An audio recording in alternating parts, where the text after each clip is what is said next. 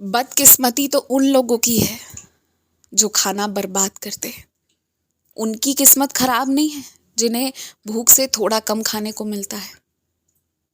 उन्हें तो बल्कि अहमियत है उस भोजन का, और पूरे जीवन जब मैं उन्हें सर्वश्रेष्ठ बनाऊंगा ना, तब भी देख लेना वो उसका सम्मान करेंगे। लेकिन जो अन्न का अपमान करते हैं ना, वो सीधा साफ मेरा अपमान करना हुआ। वो ऐसा हुआ जैसे मेरे पांव पर पत्थर मारने समान। अन्न का अपमान नहीं होना चाहिए, चाहे कुछ भी हो जाए। एक आध दिन, एक आध बार गलती हो सकती है, मगर अगर प्रतिदिन वही चीज हो रहा है तो वो गलती नहीं है, वो जानबूझकर किया जा रहा है। और फिर अगर मुझे क्रोध आएगा तो ये कहने का हक किसी के पास नहीं है कि साई ने ऐसा किया या वैसा किया। गलत मत करो, अपने हाथ से गलत मत करो, वरना वो भी तुम्हें ही भुगतना होगा, कोई और नहीं भुगतने आएगा। जिन लोगों ने रिश्तों का मजाक बना दिया है, अब तुम ये मान लो कि उन्होंने नर्क का द्वार खुलवा लिया है।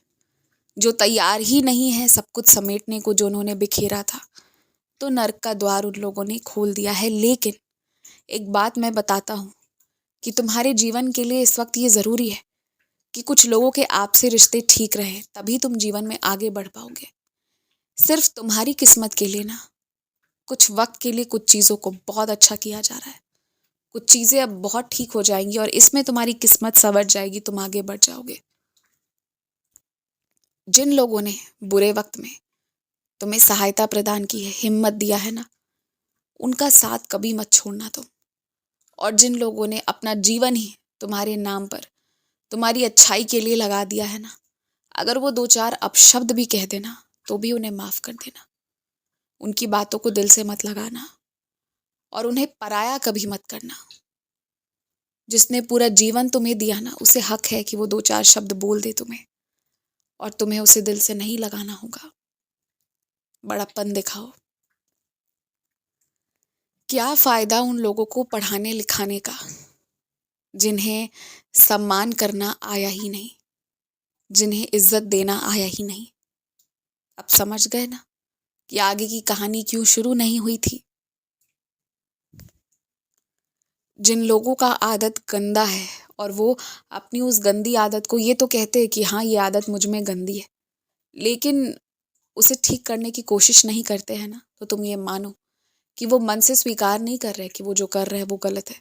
वो बस बाहर बाहर से तुम्हें दिखाने के लिए कह रहे हैं कि वो आदत गंदी है। उनके अंदर स्वीकार करने की भावना नहीं है। उस तरह के लोगों से बहुत दूर हो जाओ जो अपने घर वालों को, अपने माता पिता भाई बहनों को धोखा दे रहे हैं। उन्हें भ्रम में रखकर जो गलत कर रहे हैं उनसे दूर रहो। अगर वो अपने लोगों को भ्रम में रख सकते हैं तो तुम्हें वो उससे कहीं ज़्यादा भ्रम में रख सकते हैं, जो तुम कल्पना भी नहीं कर पाओगे। और जिस दिन वो राज खुलेगा तुम्हें दुख होगा। इसलिए उनसे उम्मीद शुरुआत से ही मत रखो और उनसे दूरी बनाकर रखो, क्योंकि वो लोग गलत में इतने डूबने वाले हैं कि फिर उनकी जो बदनामी होगी उसमें तुम्हारा नाम नहीं आना चाहिए। इसलिए उनका साथ छोड़ दो। जो गलत है उसी पल उसका साथ छोड़ दो, और उसे उस साथ को छोड़ने में तनिक भी देरी मत लगाओ। तुरंत करो ये काम। मुझे तो बस इच्छा इतनी सी है कि तुम मेरे लिए दही का भोग लगा दो, वो भी शक्कर डालकर। अच्छा लगेगा मुझे। और फिर उसे तुम स्वयं ग्रहण करना जब मैं खा लूं उसके बाद। और आज तक भी तुमने जो भी भोग लगाया है ना, मैंने सब ग्रहण किया है।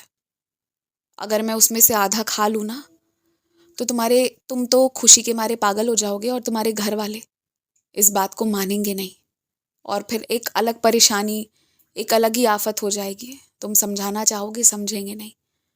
इसलिए मैं प्रत्यक्ष रूप से तुम्हें दिखाता नहीं, लेकिन तुमने जो भी आज तक मुझे चढ़ाया है मैंने सब ग्रहण किया है, और खुशी से किया है, क्योंकि वो तुमने ला कर दिया है।